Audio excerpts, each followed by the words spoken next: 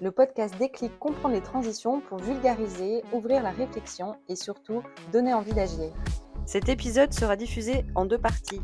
Bonjour et bienvenue dans le podcast Déclic comprendre les transitions dans lequel nous explorons les coulisses des transformations humaines, managériales, environnementales et numériques des individus et des organisations. Aujourd'hui, nouvel épisode, nouvel invité. On est ravis d'accueillir dans Déclic Arnaud Ciel. Bonjour Arnaud. Bonjour Chloé. Donc tu es entrepreneur, expert en développement commercial et tu es l'auteur du livre paru en 2011, il y a plus de 15 ans, Réussir votre développement commercial. Et puis la 5e édition vient de paraître aux éditions Duno. Une approche concrète, accessible et profondément humaine de la vente. Alors, ça va être un épisode assez riche, assez dense. On va parcourir beaucoup de sujets avec toi autour du développement commercial.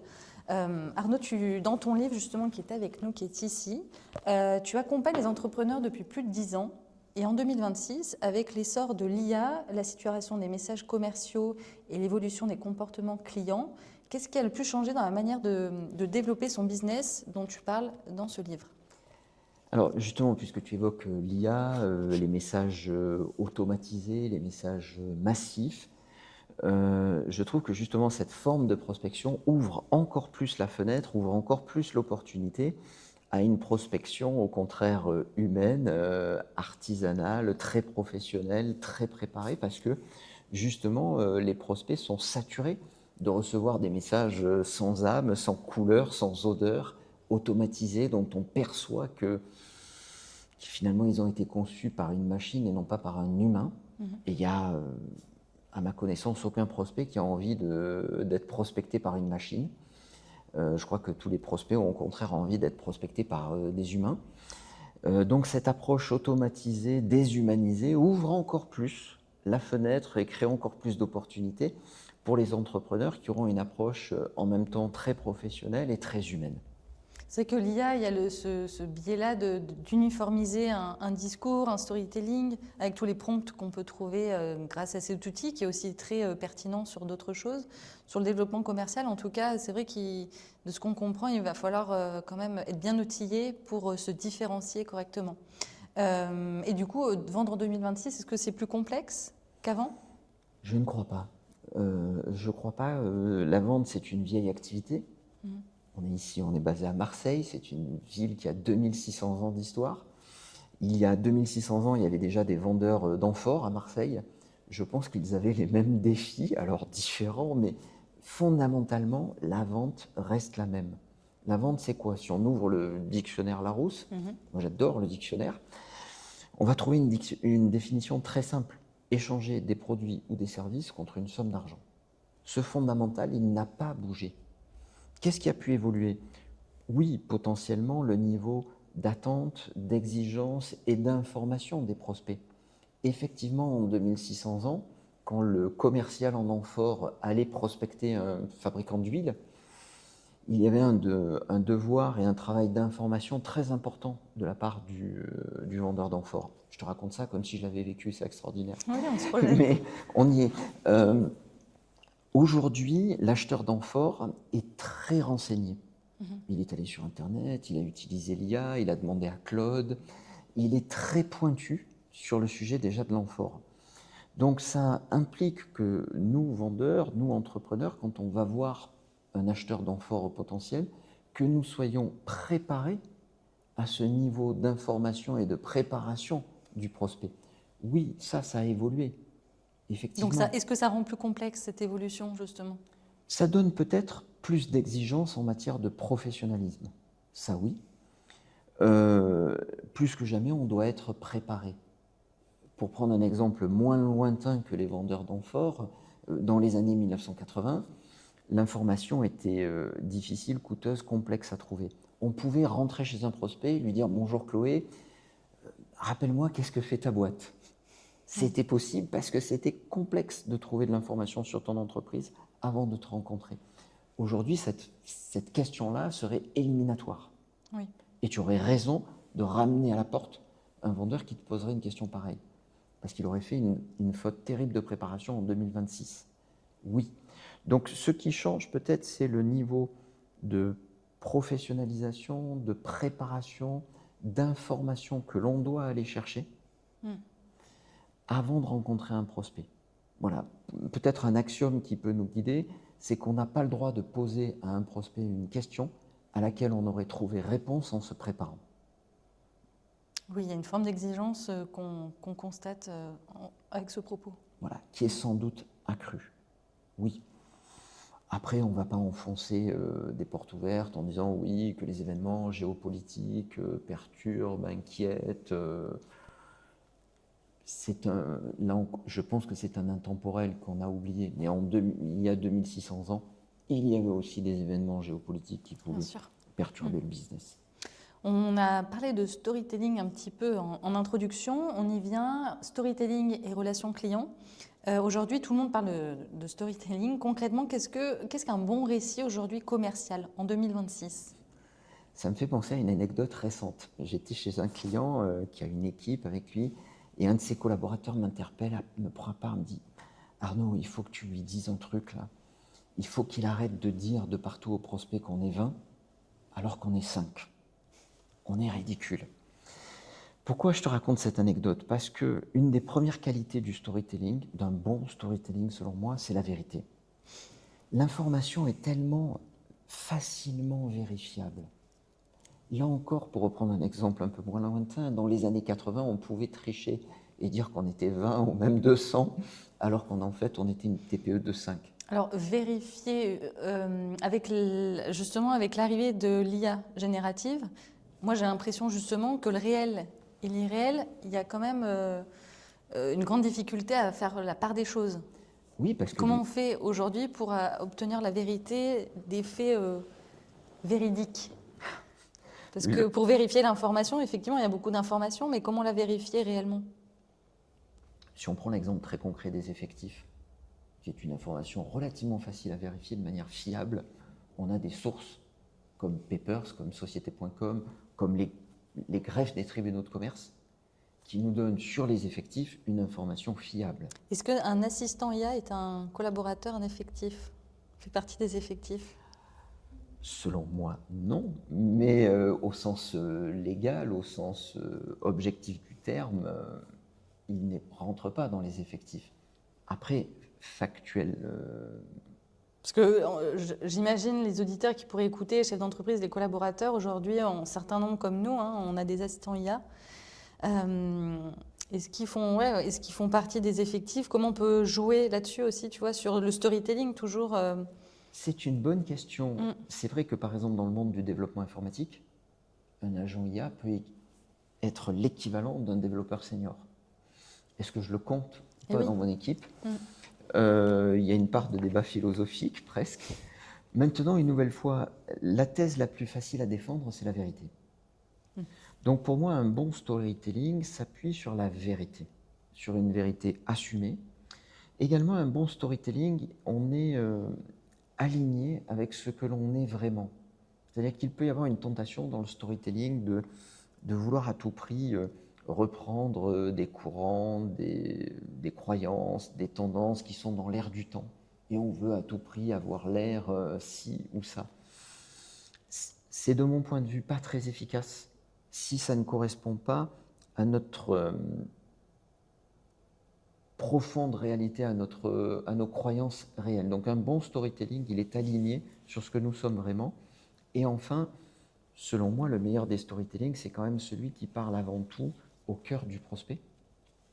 Et donc, qui lui parle de ses préoccupations, de ses problèmes, de ses rêves, plutôt que d'être centré sur l'entreprise, sur son why ou sur son je ne sais quoi. Mieux vaudrait parler des rêves. De répondre à un besoin Des besoins, des problèmes, des aspirations, des rêves, plutôt que d'être centré sur un storytelling très égocentré, par exemple. Et surtout, comment un entrepreneur il peut lui aussi l'utiliser sans tomber dans quelque chose d'artificiel ou de trop marketer justement avec ce storytelling? Comment rester authentique? Alors tu nous dis, la vérité, rester aligné avec des valeurs, répondre à des rêves ou en tout cas des projets authentiques de prospects. Comment être dans quelque chose de pas trop marketé en 2026? La vérité, rien que la vérité. C'est-à-dire que, une nouvelle fois, storytelling, ça veut dire raconter des histoires, si on traduit en bon français. Je rajouterais raconter des vraies histoires. Raconter des histoires congruentes.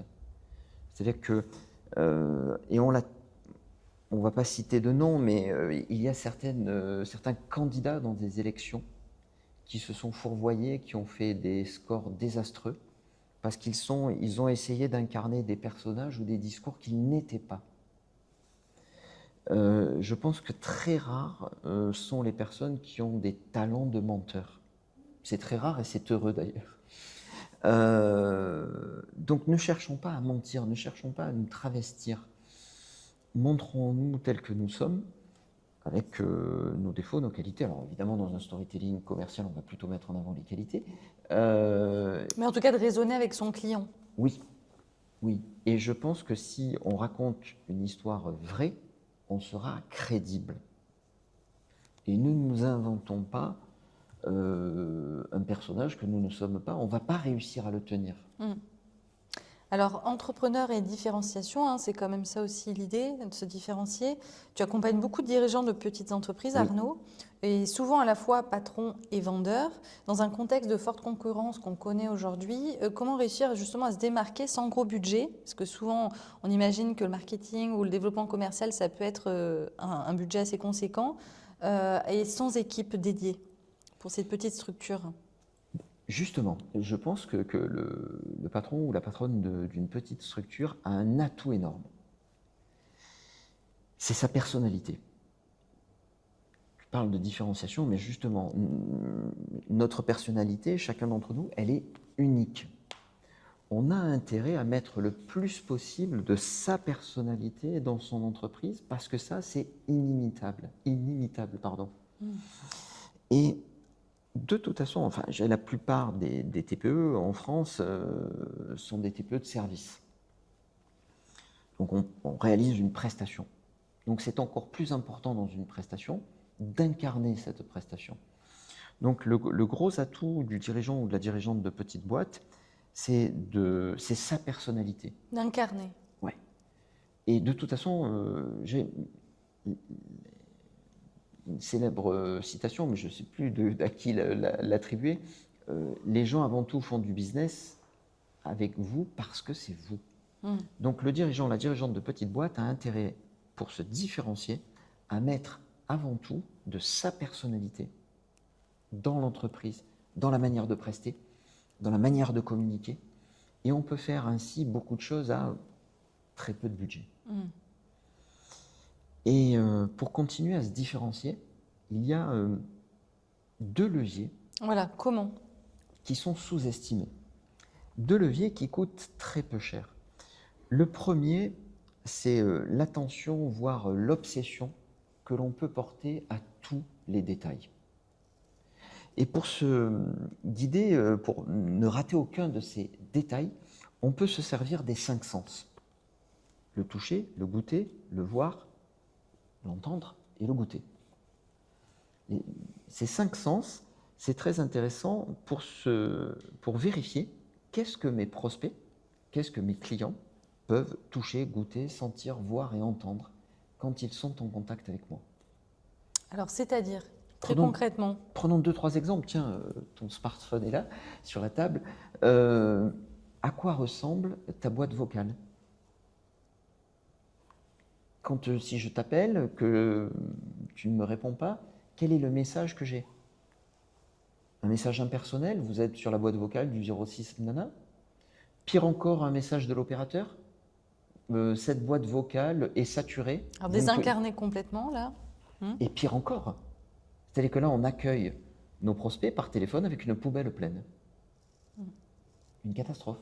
Ou est-ce qu'au contraire, tu as fait un message sympathique, souriant, avec ta voix, et qui, pourquoi pas, traduit déjà un des éléments clés de ton positionnement ou de tes points forts. J'ai un exemple très concret, j'ai un client qui accueille ainsi ses prospects sur sa boîte vocale, qui dit « Bonjour, vous êtes bien sur la boîte vocale de machin. Laissez-moi un message, je m'engage à vous répondre dans un délai maximum de 2 heures. » Alors si par exemple le prospect est en face de nous, parce que c'est ce qu'on se souhaite la plupart du temps, Oui. là l'exemple concret, le levier qu'on peut... Qu'est-ce que je donne à voir? Comment est-ce que je suis habillé? Est-ce que ma tenue est cohérente avec mon positionnement? Est-ce que mon parfum est cohérent avec mon positionnement? Est-ce que ma poignée de main est cohérente avec mon positionnement? Est-ce que ma signature mail est cohérente avec mon positionnement? Et on se rend compte en passant ainsi au scanner tous ces points de contact, on a un très grand nombre d'éléments qui contribuent ou pas à notre image et à la perception que nos prospects peuvent avoir de nous. À se raconter et à se différencier. Oui, Alors ça c'est le premier levier, oui. analyse des détails. Le deuxième levier, Deuxième levier, là encore un fondamental, peut-être que les auditeurs du podcast vont nous en vouloir, mais est-ce qu'on livre 105% de la promesse? Je dis pas 100, je dis 105. C'est-à-dire que, parce que si tu promets 100% et que tu livres 100%, alors tu vas me dire, bah, c'est déjà bien. c'est satisfaisant. C'est satisfaisant, mais que vont penser tes clients? Je dis, bah, j'ai payé 100, tu m'as livré 100. C'est bien, mais tu n'as réalisé aucun exploit pour moi. Est-ce que plutôt, on n'aurait pas plutôt intérêt à être arc-bouté sur non seulement délivrer la promesse, mais même un peu mieux que la promesse? 101, 102, 103, 104, 105% de la promesse, et ce, tous les jours. Pour qu'on se rappelle peut-être encore plus Et oui, de la marque. de la marque, de l'entreprise. Parce que j'ai acheté 100, tu m'as livré 100, je dis, bon, bah, très bien. J'ai pas eu l'impression que tu avais réalisé un exploit pour moi. Si en revanche, tu m'as promis 100 et tu as livré 102, 103, 104, 105, ben, j'ai l'impression que j'ai été unique chez toi et que tu as réalisé un exploit pour moi. Retrouvez la deuxième partie dans l'épisode suivant.